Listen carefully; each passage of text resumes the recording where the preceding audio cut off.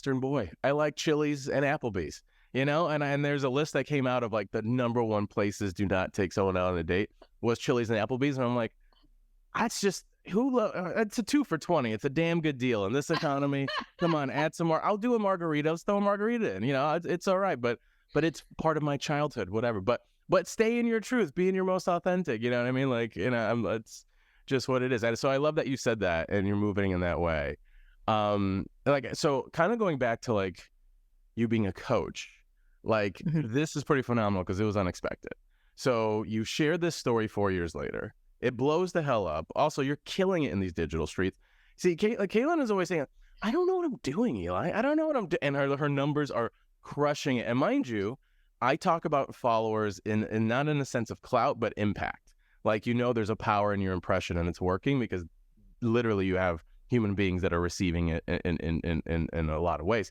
So congratulations on that. But how did all this kind of happen? So you shared your story, that blew up. Like, where did we go from here in terms of connecting with more people and eventually working with them? So I have a marketing manager now, and she asked me for numbers, and she was like, what are your numbers? I don't know what you mean. Like I had no idea that I had such a reach, and because that's not what I pay attention to. I pay attention to, like the people that need help, and I reply to them so they don't feel alone. And then coaching has just been there since I shared my story about my daughter, and I've had people coming in and asking me for help, and it's just always been in the background. And I've been so scared to do it. And I made a video that like the week before I launched my coaching saying, fear will hold you back. And what's on the other side of that fear is growth. So even if you fail, there's something there to be learned. And I took my own advice and I launched coaching, and I had 300 emails in less than 24 hours. So I closed it because I got scared. And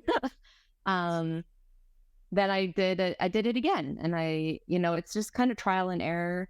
But the people that I do coach, it's very intentional. And the people that come to me are aligned, and it's, they're ready for that next step. They've been through, most of the people I coach have been through the heartbreak. And now they're just at that point, kind of like where I was, where it's like forgiving, but also like, how do I trust? How do I trust myself?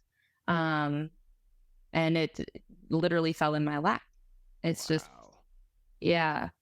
That's so beautiful. That's and it's like, that's the funny thing. It's so weird because I used to work at BuzzFeed and worked in digital content, did all that. And we would have some combos in the chat. I'm like, yeah, what are your numbers? Or what's the, I'm like, I have no idea what you're talking about. I'm like, but it's working because it's so authentic. Like it's real, right? Like you are sharing your story. And I think this is, you're kind of a shining example of staying in your truth and the success that comes with it. And it's not like you're trying to be successful. Just it's a natural movement towards something that's fulfilling and helping others or what have you. But look what you attract by being in your authentic. The Self Hype Podcast.